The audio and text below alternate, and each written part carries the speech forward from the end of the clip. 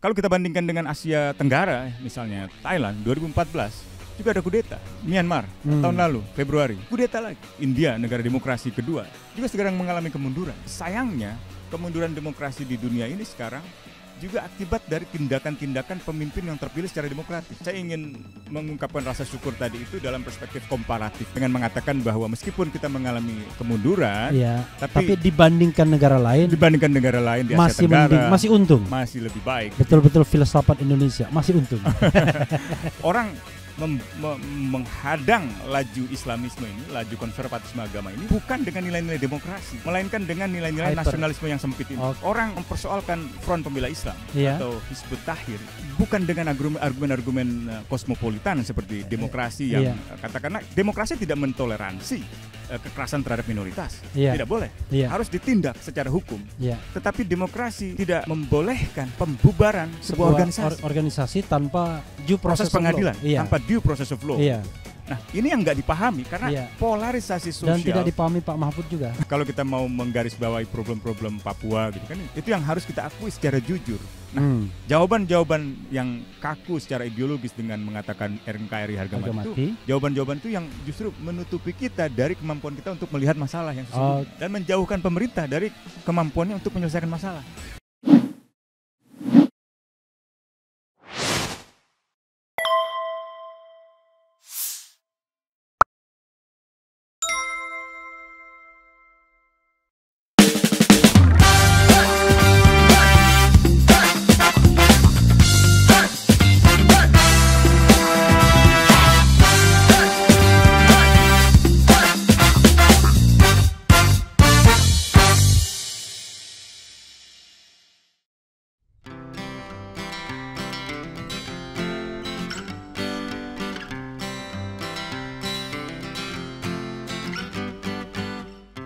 Kala itu langit Jakarta membara,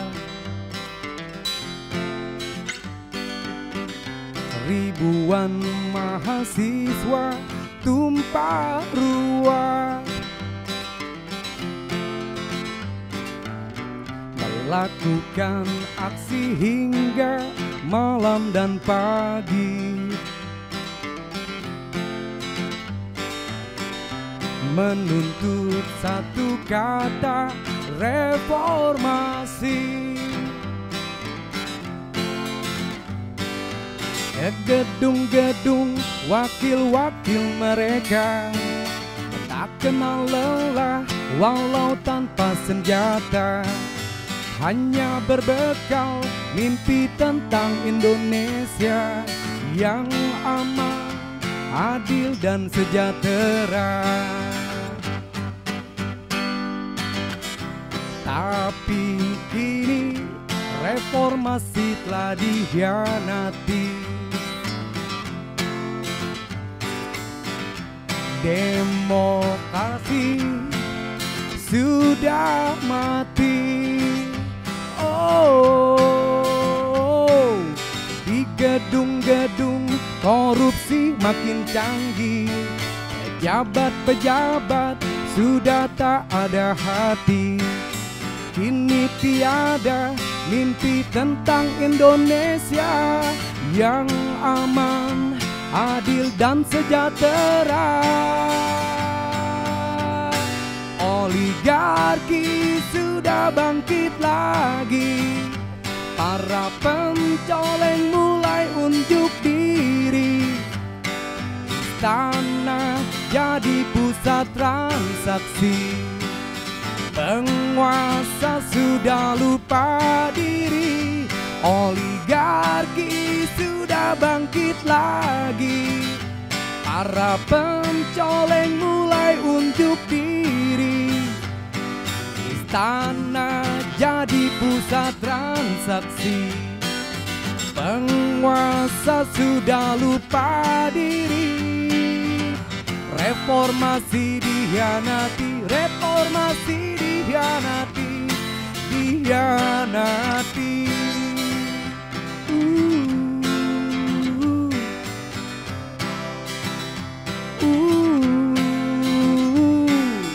Di gedung-gedung korupsi makin canggih, pejabat-pejabat sudah tak ada hati. Kini tiada mimpi tentang Indonesia yang aman, adil dan sejahtera. Oligarki sudah bangkit lagi, para pencoleng mulai unjuk diri. Istana jadi pusat transaksi, penguasa sudah lupa diri. Oligarki sudah bangkit lagi, para pencoleng mulai unjuk diri.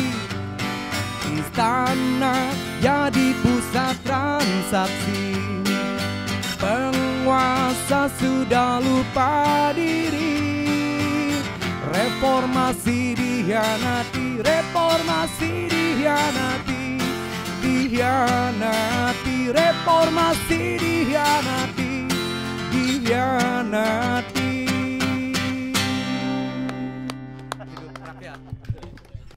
Thank you banget, G. Keren lagunya, keren. Sobat Era sekalian, Assalamualaikum warahmatullahi wabarakatuh. Jumpa lagi kita di channel yang keren ini. Keren Cadas. Keren Cadas gitu ya. Keren Cadas. Jadi Keren Cadas itu adalah kepoin Refli ngebangun channel cerdas. Oke, jadi Keren Cadas, Keren Cadas. Sobat Era sekalian, saya di sesi sebelumnya ya, ketika video ini dibuat tadi ngomong tentang Majelis Rakyat Papua dan Papua secara keseluruhan. Nah, Bro Usman Hamid datang ya kan.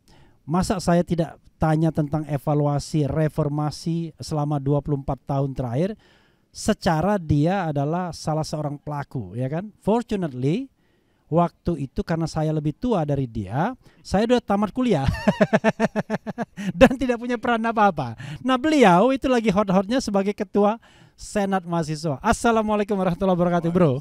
Luar biasa ya, Bro Usman. Anda waktu itu usia berapa ya reformasi ya? Usia 20, 21 mungkin. Oke, 20, 21 dan waktu itu posisi sebagai Senat. Waktu itu masih di aktivis Senat Mahasiswa Universitas Trisakti, ya. Juga di Unit Seni dan Budaya, serta Ketua Studi Pendalaman Islam. Oh, loh luar biasa. Allahu Akbar, makanya namanya Usman ya. Luar biasa. Nggak ada hubungannya. Tapi Ketua Senat enggak? Itu bulan Juli, Agustus di tahun 98, Ketua Senat Mahasiswa di Fakultas Hukum Universitas Trisakti. Oh, setelah reformasi ya, setelah peralihan kekuasaan, Bro Usman sebagai Ketua Senat Mahasiswa ya. Waktu itu BEM belum ada istilahnya ya? Belum, baru belum Senat ya? Mahasiswa. Berarti kalah dengan UGM karena kita mengenalkan BEM itu pada tahun ketika saya Anis jadi pengurus Senat Fakultas dan Universitas di Jogja. Jadi waktu itu saya ketua BEM Fakultas Hukum UGM, which is itu eksekutif. Nah, kalau Anis ketua Senat Mahasiswa Universitas Gadjah Mada, which is legislatif. Tapi karena dia menonjol, eksekutifnya dilampaui. Ini bukan soal kereta eksekutif kan? Bukan. Itu tadi ya, reformasi dikhianati. Silakan Bro Usman, Anda komentari lagu itu bukan dari sisi suara Ogi dan lagi syairnya yang indah karena dibuat oleh Refli Harun. Tetapi pesannya itu emang begitu atau itu Anda kan menurut perasaan di Refli aja. Silakan. Ya, memang ada benarnya lagu itu bahwa memang ada kenyataan di mana reformasi itu dikhianati gitu. Jadi kalau kita lihat berbagai studi mutakhir di berbagai literatur di berbagai negara tentang Indonesia, maka terlihat jelas bahwa memang demokrasi Indonesia yang dihasilkan dari proses reformasi itu mengalami kemunduran, mengalami regresi, mengalami setback, kemerosotan. Ya? Ada 3 setidak-tidaknya yang bisa dijelaskan di sektor kemunduran itu. Yang pertama adalah di ruang publik untuk kritik dan protes dari warga. Yang kedua adalah ruang politik oposisi kepartaian. Oke. Dan yang ketiga adalah kredibilitas sistem elektoral. Oke. Nah, kalau kita jabarkan lebih jauh lagi, ada 6 aspek masalah yang memang memperlihatkan kemunduran ini. Nah, sebelum Anda bicara 6 aspek, kewajiban saya adalah memperkenalkan Usman Hamid. Tadi saya introduction ya. Jadi saudara sekalian, Usman Hamid ini setelah tamat kuliah tahun berapa, Bro? Masuk 95, lulus 99. Oh, itu sangat normal sekali untuk aktivis. Itu pun udah banyak demo. Itu pun udah banyak demo. Harusnya 3,5 tahun. Oke ya. Kalau di Jogja itu ditanya tamat berapa tahun? 7 tahun baru diterima sebagai aktivis. Kalau 3,5 tahun langsung dilempar gitu. Nah, tahun 99 Bro Usman langsung kemana? Sebelum lulus sudah di Kontras. Oke, jadi waktu itu anggota Kontras, relawan Kontras, dan kemudian sempat menjadi koordinator Kontras. Ya, tahun 2003 sampai 2010. Bayangkan, baru 4 tahun kuliah, 4 tahun lulus kuliah sudah jadi koordinator Kontras. Yang ngeri-ngeri sedap. 2003 sampai 2010. Selama 7 tahun. Setelah itu kemana, Bro? Ke itu tadi International Center for Transitional Justice. Oke. Tapi sebelumnya sempat mau coba wira swasta. Bikin law firm? Bukan, membuka distro. Memang ada law firm, tapi waktu itu masih strategy consulting firm. Oke. Dan ternyata gagal. Ternyata nggak ada bakat. Nggak ada bakat dagang ya. Lalu ke tadi International Center for Transitional Justice. Oke. Kemudian sebagai apa tadi? Sebagai expert advisor, sebagai penasihat ahli. Penasihat ahli dari tahun? Dari tahun 2010 sampai dengan 2012. Oke. ICTJ ini markasnya ya? di New York, di dekat Wall Street. Anda di Wall Street ya? Atau di Indonesia tetap di Jakarta? Atau di luar? Waktu itu kita di kantor Asia. Oh, di kantor Asia. Di kantor Asia itu Jakarta? Jakarta. Timur juga gitu. Oke. Lalu setelah itu 2012 saya mendirikan 2 lembaga. Pertama adalah Public Virtue Research Institute, ini bekerja untuk demokrasi. Iya. Yang kedua adalah turut mendirikan platform petisi online terbesar di dunia untuk kantor Indonesianya, yaitu change.org. Oke, ya. Kalau ada change.org gitu, change.org ya. Change.org. Iya, itu kerjaan Usman Hamid. Lalu setelah itu sekolah 2014 ke Australia. 2014 sampai 2016. 2016 di Australian National University. Di ANU ya? ANU, orang bilang Australian Nahdlatul Ulama. Nahdlatul Ulama cabang Australia. Karena banyak anak NU di sana. Muhammadiyahnya ada, tapi banyak NU. Ambil politik sebenarnya. Oh, ngambil politik di Departemen Perubahan Sosial dan Politik. Oh, Perubahan Sosial dan Politik. Tesisnya? Tesisnya tentang kualitas demokrasi di Indonesia. Iya. Tapi khususnya kebebasan berekspresi. Oke. Dengan adanya media sosial dan seterusnya. Sampai 2014. Dari 2014 Januari sampai 2016. 2016 ya. 2016 pulang ke sini tahun 2016. 2016 pulang ke sini pertengahan 2016 jadi Direktur Amnesty International. Oke, bayangkan saudara sekalian, kelihatannya tidak banyak waktunya untuk berhura-hura. Jadi dari awal rapat dia, tamat kuliah dan lain sebagainya, sampai jadi 2016 pertengahan sampai sekarang direktur di Amnesty International. Jadi Amnesty dia ini modelnya apa? Amnesty International itu kantor nasional dari lembaga HAM, salah satu lembaga HAM terbesar di dunia. Iya. Dan salah satu yang tertua di dunia. Ini Amnesty International ini kan semacam lembaga private saja sebenarnya, bukan di bawah PBB kan? Bukan ya. Lembaga independen. Lembaga independen ya. Markasnya di London. Oke. Oh, di London ya. Oke. Jadi dia lembaga transnasional gitu ya. Dia bukan, enggak juga ya? Bisa. Ya? Ada di sekitar 70 negara. Oke. Dan itu dia underbow ya? Atau dia sebenarnya partnership? Kantor nasional disebutnya ini.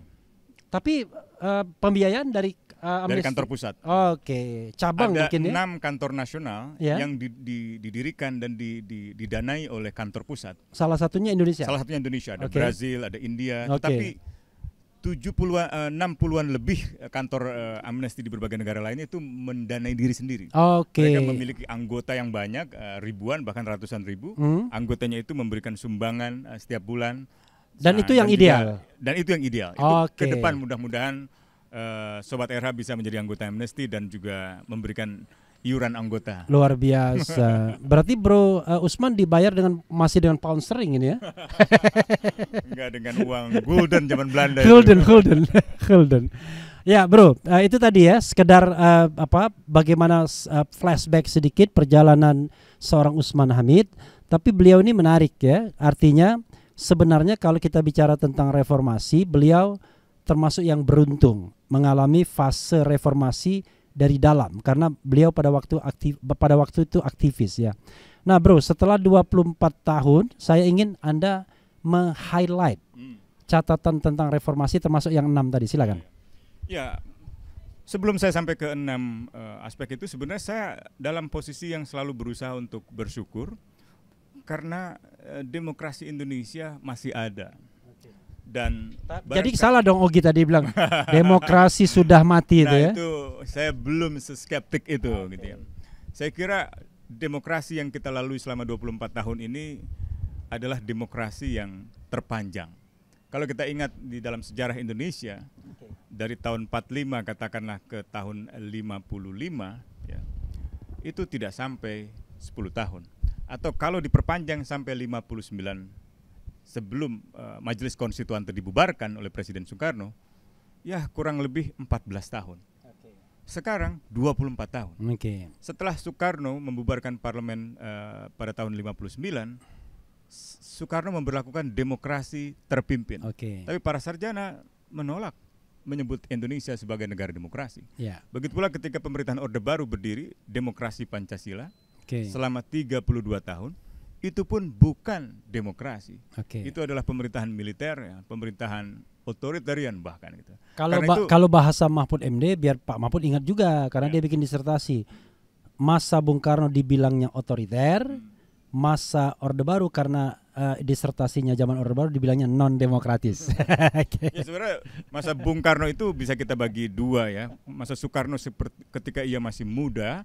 Dari masa Orde Lama, yang 59 sampai 66. Ya betul, itu memang sulit dikatakan sebagai era demokrasi. Nah, 32 tahun selama Orde Baru Indonesia mengalami masa-masa pemerintahan otoriter. Sekarang kita sudah 24 tahun bebas dari otoritarianisme itu. Tentu kalau kita berharap bahwa 32 tahun itu bisa kita perbaiki, saya kira terlalu mustahil. Ya. Kenapa? Karena setidaknya kalau untuk saya kita masih perlu sepertiga perjalanan lagi. Jadi kalau kita hitung 24 tahun ini dibanding dengan 32 tahun gitu ya, kita baru 2/3 perjalanan reformasi gitu. Karena itu kita masih menemukan tantangan-tantangan gitu. Nah, tantangan yang pertama adalah tapi gini sebentar, catatan kritisnya adalah tentu kan memang tidak pada tempatnya kalau kita bandingkan era sekarang dengan era Orde Baru, tidak apple to apple kan?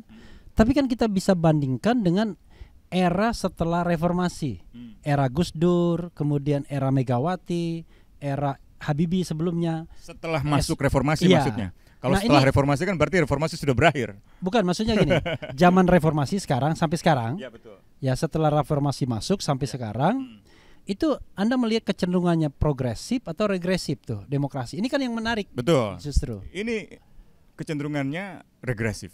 Nah itu yang jadi masalah. Pertama adalah penggunaan taktik otoriter oleh negara dalam menyikapi kritik dan protes masyarakat.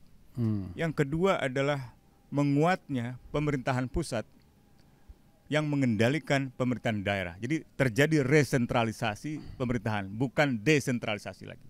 Yang ketiga adalah melemahnya kualitas partai politik, ya, terutama karena kehilangan subsidi negara akibat kehilangan iuran anggota. Kalaupun ada subsidi sangat kecil gitu ya, sehingga ia sangat tergantung dari politik keuangan yang katakanlah tidak membuatnya menjadi independen gitu ya. Kalau dalam lagu tadi tergantung pada oligarki atau segelintir hartawan gitu ya. Yang ketiga adalah yang keempat adalah konglomerasi media, oligopoli media. Media-media kita ini seringkali mengalami polarisasi akibat dari afiliasi politik para pemiliknya, yang pengusaha tapi sekaligus juga pemimpin partai atau sekaligus juga pejabat negara misalnya. Kita tidak bicara tentang seseorang ya, tapi tentang gejala. Tentang konflik kepentingan, konflik etika sebenarnya ini yang saya kira penting gitu. Saya menghormati setiap orang yang ada di sana, tetapi saya kira tidak mungkin kita berada dalam dua kapasitas. Pertama pejabat publik, yang kedua adalah pejabat perusahaan misalnya, yang mengambil keputusan yang sangat berhubungan keduanya. Saya tidak mungkin membawa perusahaan saya ke dalam pengambilan keputusan yang saya buat sebagai pejabat publik. Itu konflik of interest dan konflik of duty sebenarnya. Jadi itu mestinya kita harus pilih salah satu ya. Jadi begitu kita diangkat sebagai pejabat publik, harusnya kita berhenti, ya kan? Sama seperti advokat kan?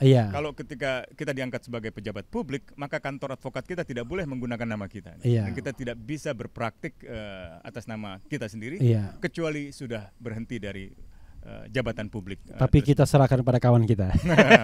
Nah, yang kelima dan yang keenam itu adalah melemahnya rule of law, supremasi hukum. Salah satu yang paling mencolok adalah KPK. Kriminalisasi terhadap pimpinannya, serangan terhadap anggotanya, dan juga terhadap kelembagaannya melalui undang-undang revisi KPK yang ditentang oleh mahasiswa. Dan yang terakhir adalah kemunduran atau regresi itu disebabkan karena polarisasi afeksional, polarisasi afektif dari masyarakat kita akibat dari pilihan-pilihan politik di dalam pemilihan umum yang membawa sentimen identitas primordial, agama, etnisitas dan lain sebagainya. Jadi itu 6 hal yang menunjukkan regresi demokrasi di Indonesia. Jadi Bro Usman ya, apa yang Anda sampaikan tuh sepertinya kontradiksi interminis sebagaimana Anda katakan di awal, bersyukur ya. Setelah 24 tahun ternyata kita masih demokratis, masih demokrasi ada. Tapi kan demokrasi yang ada setelah 24 tahun itu ya, mulai dari tanggal 21 Mei 1998 hingga hari ini kita duduk di sini ya kan, itu adalah demokrasi yang regresif, bukan demokrasi yang progresif begitu ya kan? Ini memang selalu bersifat kontingen, dia tidak bersifat stabil, dia tidak linier gitu ya, dia tidak mekanistik gitu. Tidak selalu dari otoritarianisme menuju demokrasi melalui transisi dan pasti demokrasi penuh, tidak mungkin. Lihat Mesir misalnya gitu. Dari musim semi Arab di tahun 2008, 2009, 2010 orang harap bahwa Mesir menjadi negara demokrasi yang membawa gelombang musim semi politik di Timur Tengah dan Afrika Utara. Tapi kan gagal. Konflik sektarian sampai ada terjadi pengambilan alih oleh militer. Di Asia Tenggara sebagai contoh lagi. Tapi di Mesir mungkin kan karena sejarahnya adalah diimpose betul-betul kekuatan luar yang bermain sepertinya. Ada itu, dan Indonesia punya sejarah itu. Punya sejarah tahun 60-an di mana faktor eksternal juga berperan.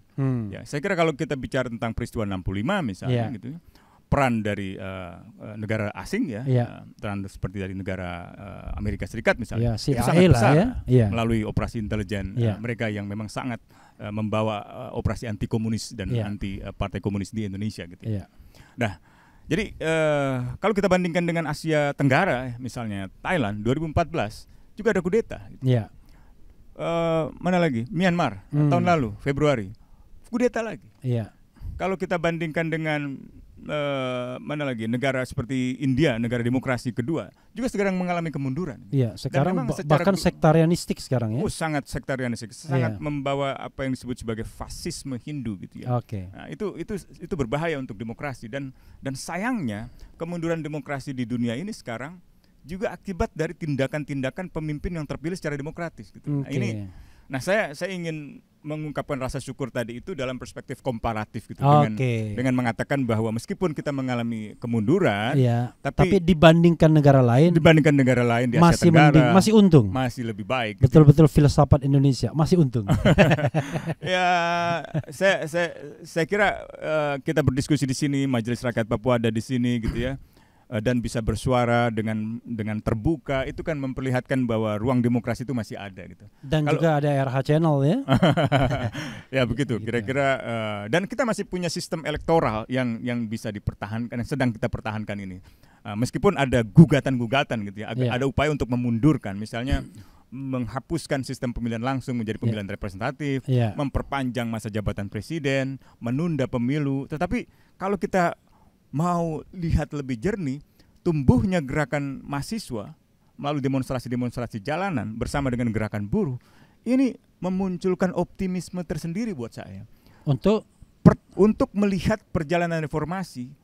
Kan tahun-tahun sebelumnya 2016, 2017 ketika kita menghadapi polarisasi politik ya berdasarkan sentimen primordial dalam pilkada DKI, dalam pilpres misalnya 2014 dan 2019, banyak sekali analisis-analisis para sarjana yang sangat skeptik terhadap perkembangan gerakan sosial di Indonesia.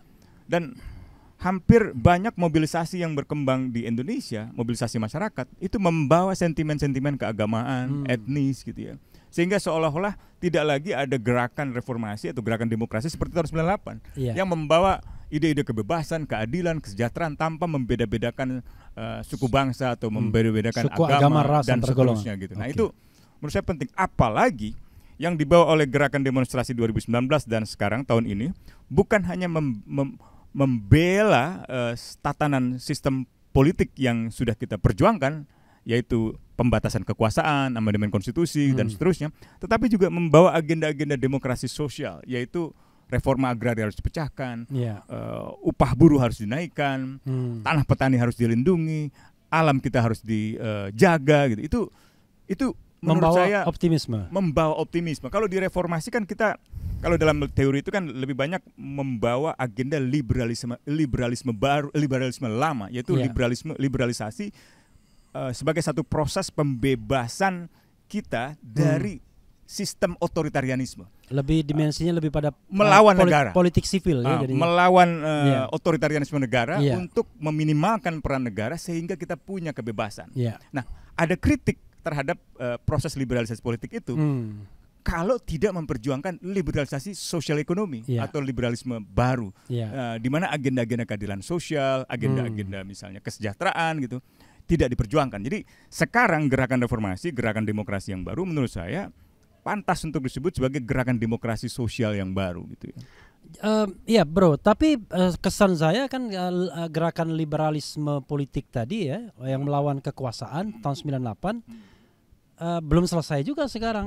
Masih regresif juga. Betul. Bahkan ada kecenderungan mulai otoritarianistik kembali, kan begitu. Sementara gerakan tadi sosial ekonomi itu belum juga membawa hasil ya. Yang lama belum kafah, yang baru belum ada bentuk. Kira-kira begitu. Memang kalau kita lihat di tingkat negara sulit membangun optimisme itu. Gitu ya. Tapi kalau di tingkat masyarakat, optimisme itu terlihat, gitu ya. Dan kesadaran ini penting untuk menjaga warisan demokrasi yang ada dari usaha-usaha untuk membunuhnya, membuatnya mati seperti di dalam lagu tadi, gitu. Entah itu pencolengnya, entah itu oligarkinya. Dan kalau tidak ada kontrol dari masyarakat, saya kira demokrasi kita bukan hanya mundur, tapi mungkin mati seperti digambarkan di dalam lagu tadi, gitu ya. Saya ingin bicara tentang soal sebab ya, atau katakan akar persoalan ya. Menurut Anda ya, dari semua soal ini sebenarnya apa sih yang paling utama yang menyebabkan ada kecenderungan bahwa demokrasi kita regresif ya kan, rule of law kita sepertinya juga regresif, tidak bertambah maju, aspek-aspek yang kita bisa jadikan ukuran terhadap negara yang demokratis itu juga tidak bertumbuh secara baik selama 24 tahun terakhir. Itu kira-kira apa? The main problemnya itu di mana sebenarnya? Secara subkultur politik yang tumbuh dominan di Indonesia ini tidak membawa ruang yang kondusif untuk perkembangan demokrasi yang kita inginkan. Misalnya begini, kita memiliki kebebasan politik, kebebasan untuk mendirikan partai politik, tetapi kita tidak boleh misalnya menghidupkan partai komunis. Kita tidak boleh menghidupkan partai sosialis, atau kita tidak boleh misalnya menghidupkan partai Masyumi gitu ya, yang pernah dibubarkan di masa lalu gitu. Atau kita tidak boleh mencabut TAP MPRS itu tentang. Jadi kita bebas, masih ada batasnya itu. Nah, yang tumbuh sekarang secara dominan itu antara nasionalisme dengan Islamisme itu. Antara nasionalisme yang menurut saya punya kecenderungan yang berlebihan, yang sofinistik ya, yang ya dalam pandangan Fedi Hadis itu hyper nasionalistik. Oke, hyper. Oke. Tapi di sisi lain kita punya gejala yang kuat untuk menuju Islamisme, menuju teokrasi ini. Gitu. Nah, tidak ada jalan tengahnya itu. Oke. Orang menghadang laju Islamisme ini, laju konservatisme agama ini, bukan dengan nilai-nilai demokrasi, melainkan dengan nilai-nilai nasionalisme yang sempit ini. Jadi orang mempersoalkan Front Pembela Islam atau Hizbut Tahrir itu bukan dengan argumen-argumen kosmopolitan seperti demokrasi yang katakanlah demokrasi tidak mentoleransi kekerasan terhadap minoritas, tidak boleh, harus ditindak secara hukum. Tetapi demokrasi tidak membolehkan pembubaran sebuah organisasi tanpa due proses pengadilan, tanpa due process of law. Gitu. Nah, ini yang nggak dipahami karena polarisasi sosial. Dan tidak dipahami Pak Mahfud juga. Ini sorry Prof Mahfud ya, karena kan Profesor Hukum Tata Negara ya kan. Saya yakin beliau paham. Mungkin karena posisinya di pemerintah. Dalam tanda kutip tidak dipahami. Jadi memang ini mungkin karena ini menyangkut subkultur. Tapi jangan ideologis, salah, gitu. Jangan salah, beberapa sarjana hukum, if I'm not mistaken, termasuk Prof Mahfud, itu setuju dengan pembubaran HTI ketika dia belum menjadi pemerintah. Nah, saya menolak karena saya mengatakan boleh membubarkan partai politik, membubarkan ormas, tapi dengan due process of law. Nggak boleh semena-mena. Kalau enggak, apa bedanya kita zaman Yunani kuno Socrates dihukum mati karena tidak percaya dengan demokrasi. Loh, itu kan paradoks. Silakan, Bung. Ya, itu memang persis kata paradoks itu dalam demokrasi Indonesia kita masih mengalami paradoks itu. Jadi kenapa saya katakan kita masih perlu melihat optimisme itu untuk mengingatkan bahwa segala pandangan bahwa demokrasi Indonesia mengalami kemunduran bukan berarti kita tidak lagi punya demokrasi. Demokrasinya masih ada, tapi memang kualitasnya itu turun. Dan bahkan kalau baca indeks demokrasi Freedom House atau misalnya Economist Intelligence Unit, itu kan kecenderungan secara umum 14 tahun terakhir itu menurun. Dan bahkan kualitasnya beberapa sarjana mengatakan itu sudah titik terendah gitu ya. Tahun lalu. Tapi tidak hanya Indonesia tapi global. Secara global. Bahkan Larry Diamond, Stephen Levitsky itu memperdebatkan tentang apakah demokrasi secara global mengalami resesi. Istilah Larry Diamond itu resesi gitu. Dan kalau apa indikatornya gitu. Larry Diamond merujuk pada data-data Freedom House, tapi Stephen Levitsky bilang data Freedom House bisa dipakai, tetapi sebenarnya kecenderungannya tidak terlalu buruk-buruk sekali, hanya secara perlahan saja mundur. Tapi buat Larry Diamond, meskipun perlahan mundur, ini bahaya. Ini harus kita apa namanya? Karena Freedom House mendasarkan ini pada angka statistik, ya. Kemunduran itu kan. Pada akhirnya memang harus dikuantifikasi ya. Ada dua indikator utama dari Freedom House itu. Pertama, kebebasan sipil. Kebebasan sipil itu berarti kebebasan berpendapat, berorganisasi, berekspresi, beroposisi, kebebasan pers gitu ya. Atau kebebasan untuk menjalankan agama dan keyakinan sesuai dengan pilihan kita. Yang kedua adalah hak politik ya, partisipasi politik dalam pemilu dan seterusnya gitu. Nah, dua indikator ini dianggap penting karena tanpa dua indikator ini demokrasi sebenarnya tidak ada gitu. Meskipun dalam banyak pandangan kaum demokrasi sosial gitu ya, yang memberi kritik terhadap kaum liberal gitu, yang hanya mengutamakan kebebasan individual, kebebasan sipil dan kebebasan politik, mereka mengatakan bahwa kebebasan sipil dan kebebasan politik itu nggak cukup. Kita perlu kebebasan sosial, kita perlu kebebasan ekonomi. Kita seperti masa Soekarno, Syahrir, Hatta dan Tan Malaka memperdebatkan demokrasi politik dan demokrasi ekonomi itu loh. Gitu. Jido, coba panggilkan Ogi ya. Saya ingin membuat. Udah malam nih. Sebentar lagi. Jadi saya ingin membuat satu penggambaran bagaimana demokrasi di Indonesia yang ya dari sisi hukum ya. Saya kasih contoh pribadi ya. Misalnya kita ngomong begini ya. Pada awal-awal reformasi kita tidak begitu takut ngomong ya, mengkritik pemerintah, kemudian mengajukan berpendapat dan lain sebagainya. Tapi terakhir ini kalau saya misalnya ya on air apapun yang saya lakukan selalu berpikir ini punya aspek untuk dipidanakan enggak. Buruk sekali padahal saya cuma ngomong doang. Bayangkan hanya ngomong orang kemudian kok bisa dipidanakan. Ngomong loh. Ya kan? Dan ini banyak korban-korbannya.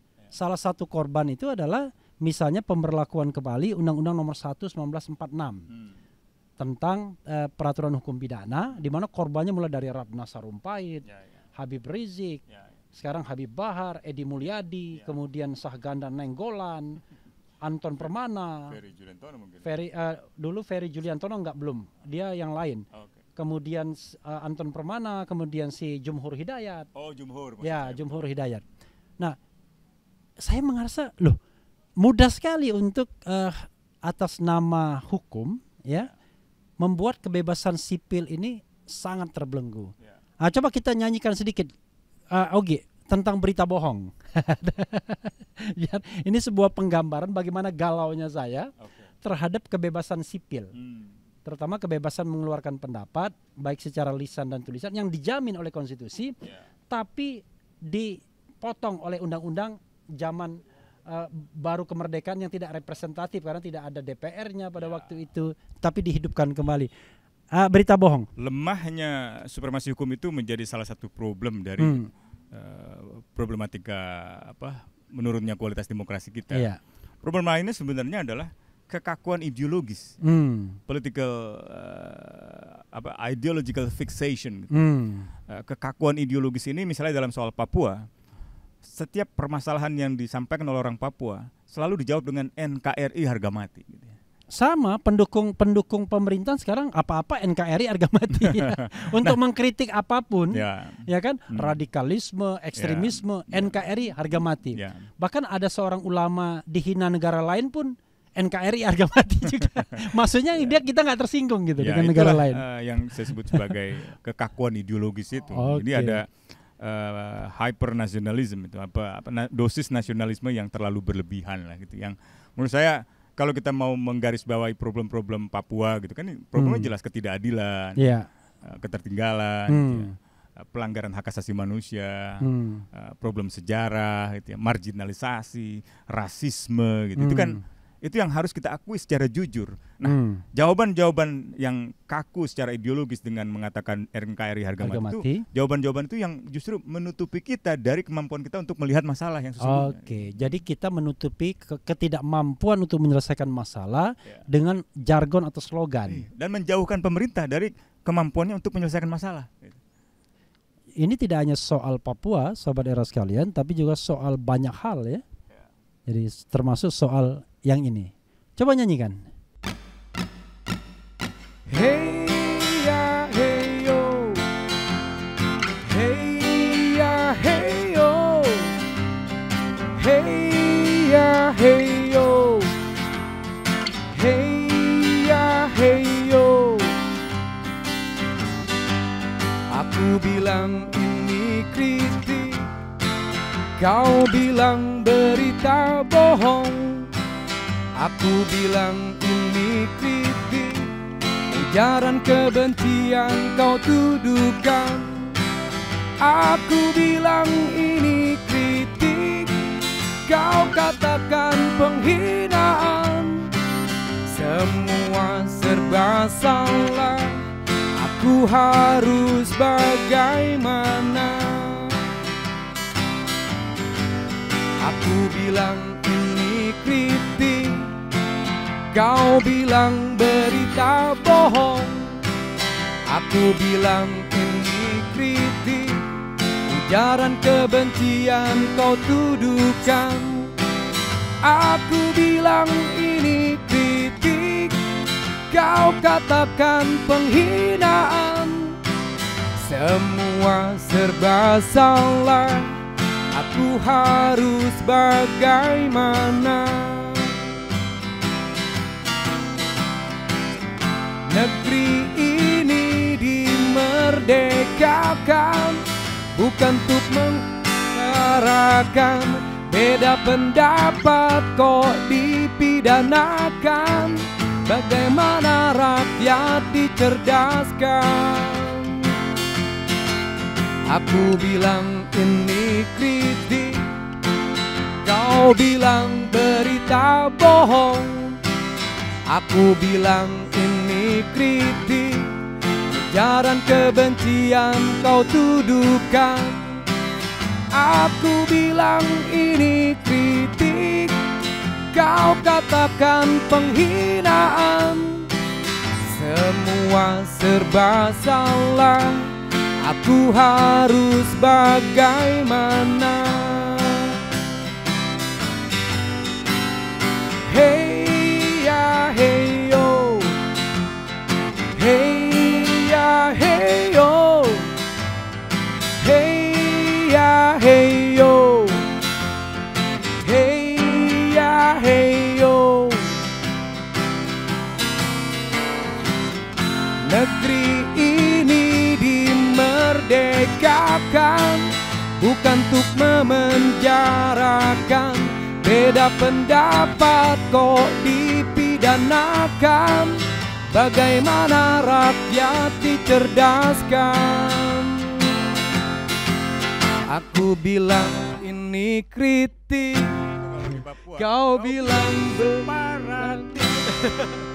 Aku bilang ini kritik, ujaran kebencian. Aku teroris. Aku bilang ini kritik. Kau bilang aku anti NKRI. Padahal kritik. Berarti semua serba salah, aku harus bagaimana? Semua serba salah, aku harus bagaimana? Abang nemu. Jadi, saya pastikan Usman Hamid tidak akan menyesal mendengarkan lagu ini. Maaf ya kalau fals ya, maaf. Abis makan kacang ini, dikasihnya kacang. Karena ini adalah bagian dari kegelisahan semua aktivis. Karena kita kan dealing with dengan kritisisme sebenarnya. Jadi kritik itu memang ngeri-ngeri sedap. Pertama, pasti yang mendengar kritik nggak suka sama kita biasanya. Dari 100 orang yang suka dengar kritik cuma 99 dengar pujian biasanya senangnya. Karena itu kalau kita bekerja di wilayah kritik atau kritis seperti ini, memang konsekuensinya tadi pemidanaan dan lain sebagainya. Mudah sekali tiba-tiba orang mengadukan penyebaran kebencian, ya kan? Yang berbasis kalau di sara. Papua tuh pelanggaran pasal-pasal makar. Pasal-pasal makar. Kalau sekarang pasal makar itu kan harusnya pemberontakan dengan penyerangan bersenjata. Nggak ada unsur pemberontakan bersenjatanya sama sekali. Nah ini sebenarnya kritik tapi dianggap sebagai kriminal.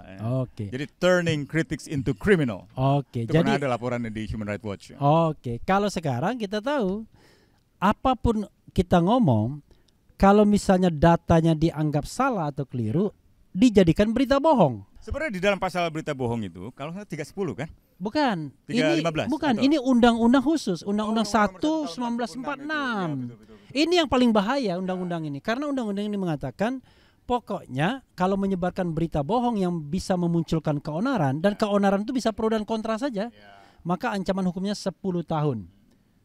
Kemudian ada juga pasal lainnya 3 tahun dan 2 tahun. Atau kita konstruksikan sebagai penyebaran kebencian. Kira-kira begitu. Itu 6 tahun itu. Bisa ditahan. Kalau di dalam perspektif hukum internasional hak asasi manusia, kebencian itu selalu dilekatkan dengan kebencian berdasarkan suku, agama, ras, dan agama gitu ya. Dan status lainnya seperti asal usul kebangsaan gitu ya. Bahkan identitas gender, orientasi seksual dan seterusnya gitu ya. Ya, tapi kita juga begitu, tapi mudah sekali kita mendefinisikannya ketika ada masyarakat yang berkeberatan. Misalnya ada aktivis yang mengatakan ada yang istilahnya jin buang anak, ya kan? Padahal orang Betawi itu biasa mengatakan itu untuk menggambarkan tempat yang sepi, ya kan? Tiba-tiba ada sebuah masyarakat yang tersinggung, lalu kenalah, dianggap menyebarkan kebencian yang berbasis sara. Nah ini yang sebenarnya yang membuat demokrasi akhirnya ini menjadi tidak enak, tidak enjoy. Dulu kan biasa kita kalau kita lihat Warkop DKI itu biasa menggunakan suku-suku tertentu untuk bahan lawakan, ya kan? Misalnya kalau dia sendirian ngapain? Saya nggak mau menyebutkan sukunya. 2 ngapain, berdua, bertiga ngapain? Atau kalau kita pilih istri, pilihlah suku ini dan lain sebagainya. Sekarang nggak berani kita, karena mudah sekali tiba-tiba ada kelompok masyarakat yang merasa bahwa kita melakukan ujaran kebencian yang berbasis sara.